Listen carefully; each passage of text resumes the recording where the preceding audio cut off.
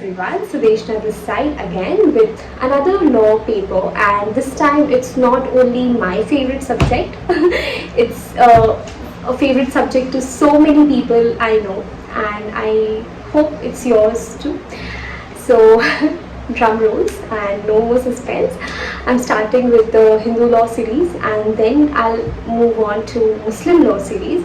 Under the Hindu law, I'll be taking up not only Hindu Marriage Act but all the other acts under the Hindu law, that is succession law and adoption, maintenance, guardianship, and all of these. And then we will move on to the Muslim law. Okay, so before starting this subject with a very warm heart and a big smile on everyone's faces, okay, so the Hindu Marriage Act of 1955 we are going to begin, and it came into force on 18th May 1955, okay, just for your knowledge. And then this act is not only applicable intra-territorial, that is only in India, but its application is widely spread extra-territorial as well. Okay, so any person who is living outside India and this Hindu law is applicable to them had they been in India, it will also be applicable to them if they live outside India. Okay, so this is a special law. It not only applies within India but it also applies outside India. Okay, extra-territorial and intra-territorial. And now when we talk about the application of interpretation, how we are going to interpret this law, we are going to interpret it literally. Okay, we will be applying the literal interpretation. There are several other modes of interpretation that we practice in law, but here we are only going to practice the literal interpretation. Okay, and all the other interpretation of laws I'll be discussing in some of my class, and then the concept would be more clear. I know all of you know all of these, but it's just a revision of certain things that we enjoy studying. Okay, so now we're going to start with the definition part, and with that I'm going to first start with who is a Hindu. Okay, so Hinduism, it's a very broad term. Okay, it's not a very just one religion. Okay, and religion is not only limited to worshipping some god or having an idea or having a ritual or custom. Okay, it's about a way of life, and every person in this country can have different way of life, different way of thought, and different mode of ideas. Okay, so a religion is not a small term in my concept. Okay, I believe it's a very broad concept and it cannot be confined to one act or one book. Okay, it's a broad thing. Okay, and with a similar purpose and with similar inspiration, okay, the makers of this law has made it not very exhaustive. It's so any person who is a Hindu is a Hindu. Okay, that's what the definition says. So if you are a Hindu, you are a Hindu. Okay, and if you follow Hinduism in any of its forms and developments. Now these two words make this definition very broad. Okay, it doesn't circumscribe the definition, it broadens it. So if you have a form of Hinduism or if you practice any of its developments, then you are also considered a Hindu. Okay, and some of the examples, or let's take one example of my own. Okay, so there is a mass movement that is going on around the world, that is Krishnaism. Not only the people, they already were worshipper of Lord Krishna, the great Krishna. Okay, but people all around the world have started following and worshipping Lord Krishna. Okay, so this is a mass movement. It's a kind of 21st century movement that has been started. Okay, and what are your thoughts on it? Okay, how do you take it? Is this a form of Hinduism? Because these people who are following Krishnaism or have started believing in Krishnaism were practicing some other religion prior to this. So do you consider them as a Hindu? So I will be coming to this question later on. But now let's focus on practicing one God. So Hindu religion consists of so many gods. Okay. So what if I practice only one thought of God, or if I only worship one God? Will I be still considered a Hindu? So the answer is yes. It's already given in the form of example. That is Lingayats or Virashava. So these people are only practitioner of the thought of school of Lord Shiva. Okay, so these people are also a part of Hindu religion. Okay, and to any of its developments. Okay, so again for that also we have examples, that is Brahmo Prarthana, Arya Samaj. Okay, so these were the school of thoughts that developed from Hindu religion. Okay, so just from the point of view of if you are preparing for any of the exams, legal exams, and for the interview purpose, I'm going to give you just a small fun fact. Okay, so for the Brahmo Samaj, who started this Brahmo Samaj? Brahmo Samaj was started by Raja Ram Mohan Roy, and he believed that people should believe in the universe. Okay, the power of universe, the God, no God, only universe. Okay, I hope I'm not wrong, and all the discretion applied. Okay, disclaimers too.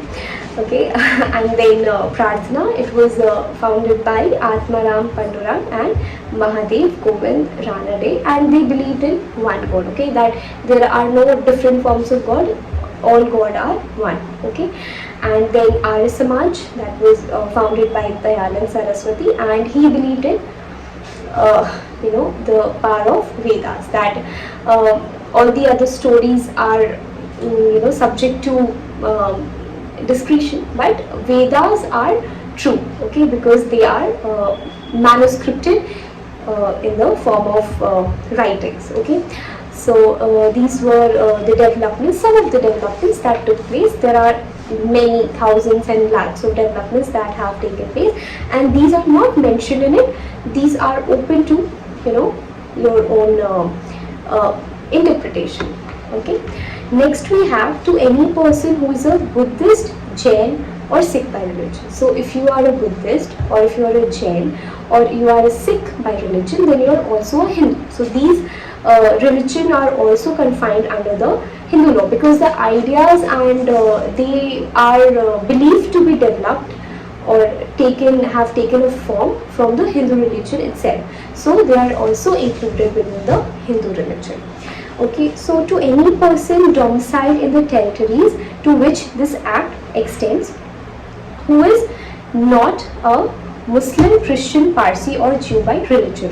Okay, तो इसका मतलब क्या होता है कि कोई भी ऐसा इंसान जो कि इस टेरिटरी में डोमिसाइल है. Okay, so any person who is has taken birth in this territory, okay, and this act to the land where which this act applies, and who is not a Muslim, Christian, Parsi or Jew by religion. Okay, so this act applies to whole of India. So within the India, if you have taken birth and you are not a Muslim, Christian, Parsi or Jew, or so if you do not fall under these religion, then also you are a Hindu. Okay, so this is a different different mode of interpretation, and as I'm moving ahead with my definitions, I hope you can understand that how broad this is. Okay, and when we will move on to the case laws, then you will get more further ideas. Okay, so unless it is proved that any such person would not have been governed by the Hindu law or by any custom or usage as part of that law in respect of any of the matters dealt with herein, if this act had not been passed. Okay, so as we have successfully separated the Hindus among all the other religions. So if you are Muslim, Parsi, Jew or Christian, if you're not a Muslim, Parsi, Christian or a Jew, then you are a Hindu. Okay, this is what they mean. Okay, and then if we move on to the next part of the same definition, it again broadens the concept. that if this law had not been passed, if this law had not come into existence, the usage or the customs of the Hindu law would still have been applicable on you. So if that would have been the case, you would still be a Hindu. Okay. Okay, so we have to read both these parts together. So first of all, if you are not a Muslim, Parsi, Christian or Jew, and all these Hindu law, religion, custom and usages of its all these rituals have still would have been applicable on you if this law would not have been passed. Okay, again, then you would be a Hindu.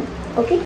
So the law anyways wanted to have as a very broad idea, but to broaden it more, it gave explanation to these concepts. Okay, so what is written in the explanation, I'm going to give a quick read and then I'll explain it to you. So the following persons are Hindu, Buddhist, Jain or Sikhs by religion, as the case may be. Okay, any child, legitimate or illegitimate, both of whose parents are Hindus, Buddhist, Jain or Sikh by religion. Okay, so any child who is a legitimate child or illegitimate child, and all these definitions we will discuss in the coming classes, but I hope you have a little idea. Okay, legitimate or illegitimate by the word itself.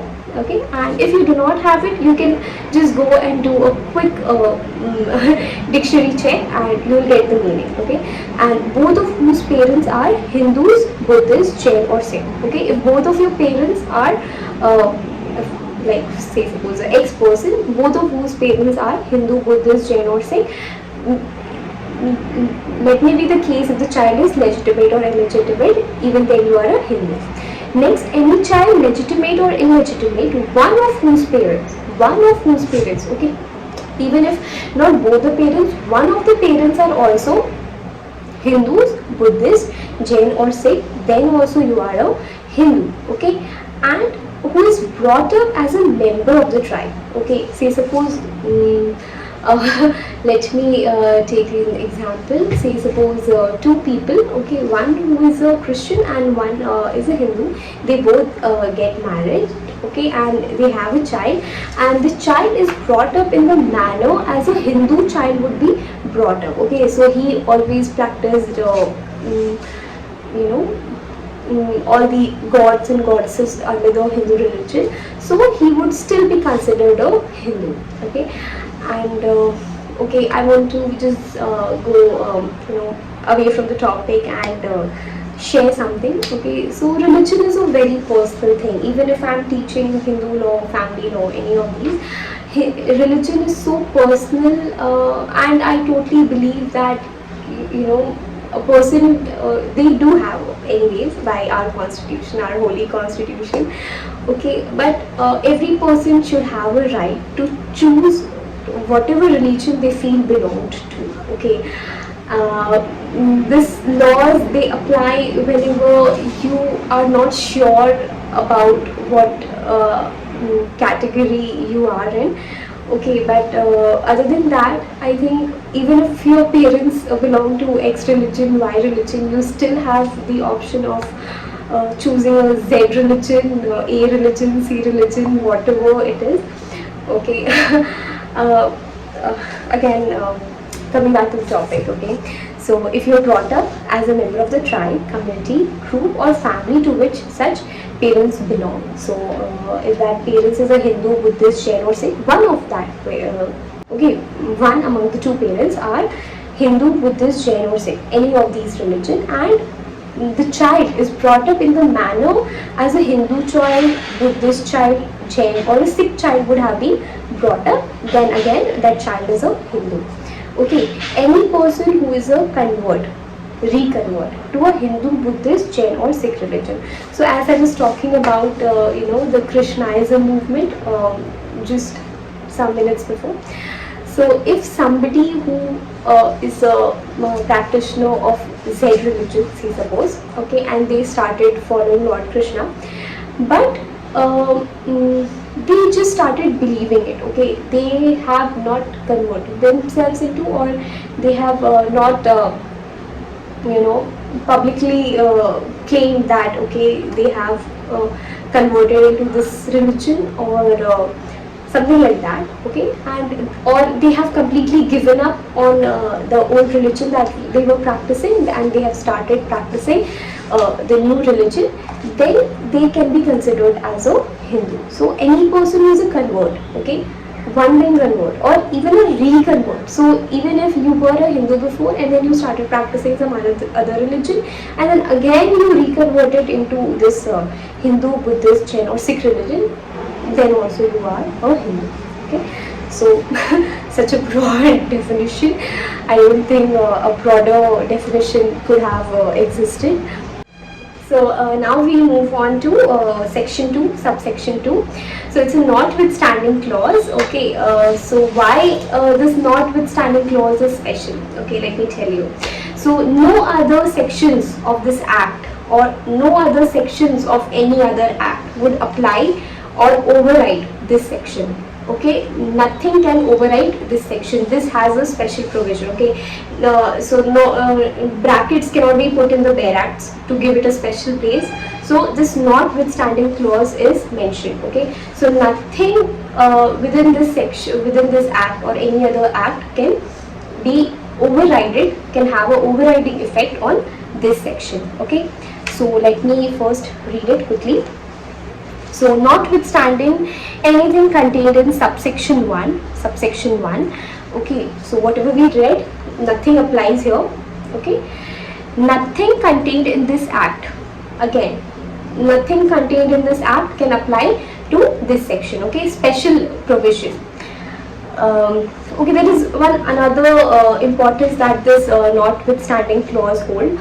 Okay, so this is mostly made by the legislature after some parliamentary discussions. So the judiciary do not have a power to interpret it on its own language. Okay, otherwise judiciary has that power. They can interpret it in their own language, but with their own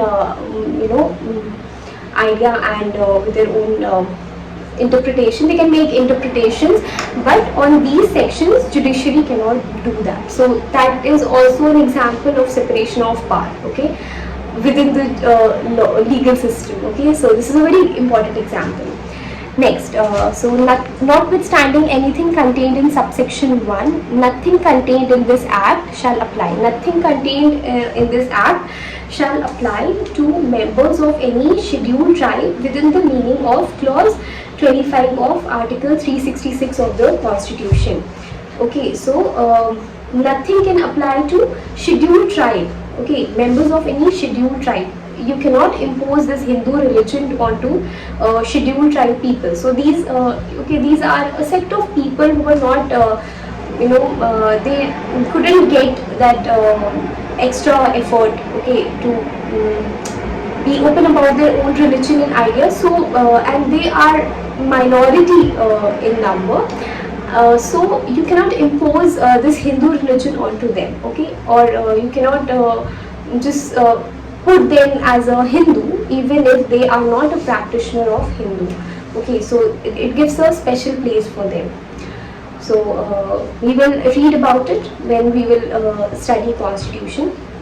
Unless, okay, so there is a space for some interpretation. So unless the central government, okay, only the central government by notification in the official gazette otherwise directs. So if central government through official gazette states that okay, this person is a Hindu or they are a practitioner of Hindu or this sect is a practitioner of Hindu, until and unless, okay, and that sect must belong to the scheduled tribe which is under Article 366 clause 25, okay, subclause 25. So if central government do so, then only they can be considered as of this Hindu religion. Otherwise they belong to only scheduled tribe and they are free to practice their own set of religion. Okay, Next, subsection 3, the expression Hindu in any portion of this act